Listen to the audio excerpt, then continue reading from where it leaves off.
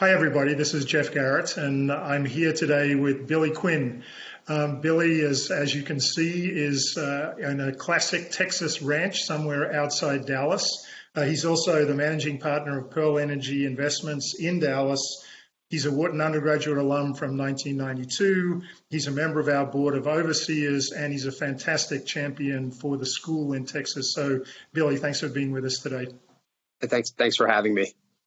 So I have three big picture questions for you. The first one is, it now looks like ancient history. It's 2 weeks ago, but after a few years of an appearance of coordination in oil prices between Saudi Arabia and Russia, that blew up. So that led to this precipitous decline in the price of oil. And my questions are sort of multi-part there. Why did that happen? Were either Saudis or Russia anticipating a COVID recession, or was the behavior of these major oil exporters precipitating global economic downturn? Yeah, I mean, I'll start with the last one and then maybe move up to the first. I don't think that the disagreement between the two countries and the price fall off precipitated what we're seeing now in the markets. I think really what happened was there was a slight tick down in oil demand, anywhere from 500,000 to 1.25 million barrels a day, because of the coronavirus in China. It was purely a Chinese demand response, and hydrocarbons are priced based on the marginal molecule. So you lose a little bit of demand and prices can move hard the other way. So I think the Saudis, in conjunction with the Russians, were working together to figure out what do they want to do to help mitigate any price decline. So that's really interesting. So that you really think that this was the first major global consequence of what's going to be clearly a recession in China in the first quarter of 2020. Yeah. I think when the Saudis and the Russians saw what was happening in China, they were fearful that current supply was not matching demand, and is there a way that they can cut production to alleviate the price decline? And the price decline was happening. If you go back to January of this year, now there were a handful of things going on. The first, there was the Iranian skirmish between the Iranians and us, which pushed prices into the low 60s. And then as the buzz kind of wore off that and people started to realize that the coronavirus could have an impact on Chinese demand, you pretty quickly saw prices slide from 63 down to 50. And they hovered in and around 50 for several weeks. And I think during that is when, the Saudis and Russians were contemplating what's the next move for us. And I think the disagreement between those two is pretty simple. I think the Russians view the Saudis of having a much higher cost structure, so they should be the ones, if they want to maintain price, they should take volumes off the market, not the Russians. And then second, I think the Russians look at the U.S. shale producers and said, hey, these guys are a problem too. Let's shut these guys down. Let's force pain over there. And given the Saudi relationship with the U.S., I think they're a lot more reluctant to do that. And it just led to a pretty strong disagreement between the two countries and led to the price war. So that's fascinating, right? You're saying that it was global demand, shrinking global demand was a reality, and that led to this kind of game theory problem among three big producers. So you wanted to introduce the U.S. to the equation. I wanted to ask you about that. The fracking revolution in the U.S. has obviously been incredible. The U.S. is now oil independent, energy independent. But there's a belief that there's a price below which fracking doesn't make sense anymore. So how are you feeling about U.S. production and the U.S. industry in the light of everything else that's going on today? Yeah, let me first address one thing. The energy independence of the U.S., I think, is a sleight of hand. And I think you really have to break it down into two components. There's the power generation side of the equation, which for a long period of time, for all intents and purposes, we have been energy independent. And the bulk of our power generation comes from coal, natural gas, and nuclear.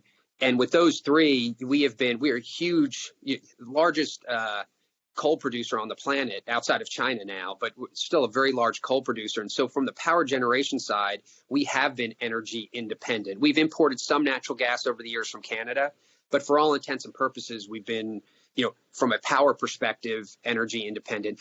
On the oil side of the equation, though, we're not energy independent. And oil, as 70% of oil is used for transportation. And to this day, we now export 7.5 million barrels a day of U.S. crude production, but we import 10 million barrels a day.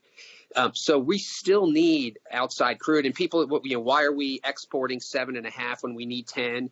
And the simple answer is the refining runs and the types of crude you need to run make it complex to actually reconfigure and refit these refineries to run the quality of crude that we're producing here in the U.S.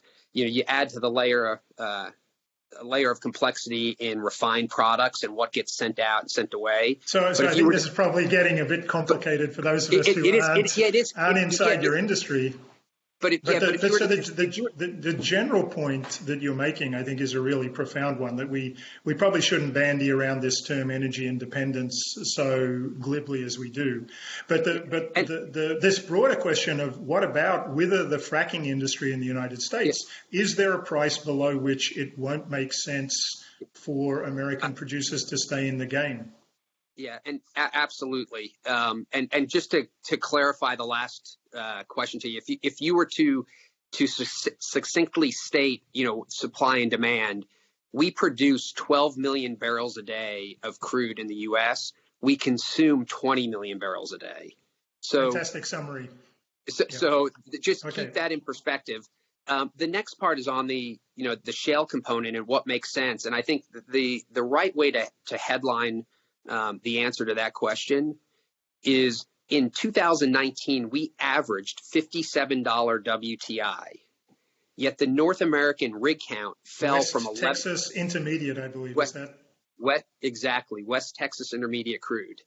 And the rig count, so the number of rigs drilling for oil and natural gas, of which 80 to 90% of those rigs are drilling for oil, fell from 1,100 rigs to under 800 rigs in the year. So that starts to give you a glimpse as to what was going on with shale, with the shale resources in this country, that the economics, for a whole host of reasons, haven't gotten better over time. And over time, in the last 2 to 3 years, they've gotten worse. And I think as we learn about the resource and the ways you develop it, the economic threshold, the price at which you need WTI to actually develop those reserves, has continued to go up. So I'd argue that 50 to 55, there are certain shale resources in this country that make economic sense. Below 50, not much does. And so at the level we're talking about now, where you've got, whether you look at today's closing price of $22, $23 WTI, or even bring that up $10 to the low 30s, you will see rig count fall this year to next to nothing. I mean, people are dropping rigs left and right. Would you be? I mean, I hadn't thought about that. Would you be advocating, as so many other industries are, cruise lines, airlines, hotels, for a bailout for the sector, or do you think the market should prevail here? No, I think the market should prevail. I think the balance of oil globally to make economic sense, we really do need $60 plus, and we'll get there, but we just need to discourage uneconomic drilling and let the market settle out. And again, like I said earlier, most of these companies are they're still doing okay on an existing production basis at $25, $30 oil. They're still making a little bit of money. They're just not going to drill any new wells. Okay, so then the last question is, what about the brave new world of alternative energy? And like I'm sure so many people, I've been looking at these pollution maps of Chinese cities, of Los Angeles.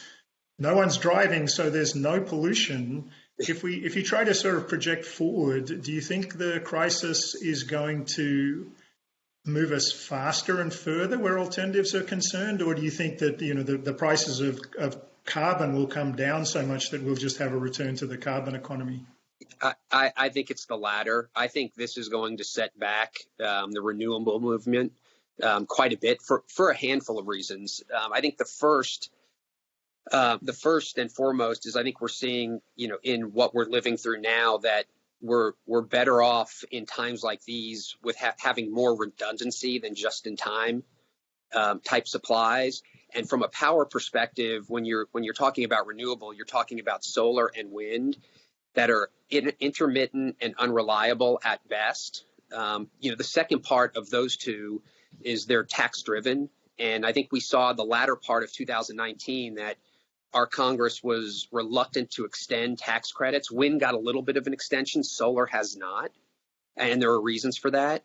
And I think now, when we come out of the coronavirus situation, there's going to be huge demands on our tax dollars and to be putting those certain places. And I just think alternative energy is going to be pushed towards the back relative to the other areas of needs, whether it's bringing healthcare manufacturing back into this country or other types of industrial manufacturing. I think there will be huge, legislation and tax incentives driven towards those businesses, and the dollars have to come from somewhere.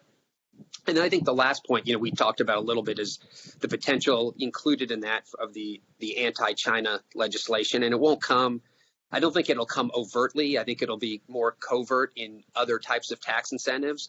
But when you look at the solar side of the equation, 60% of solar panels are manufactured in China, which is also going to present, certain issues on that front.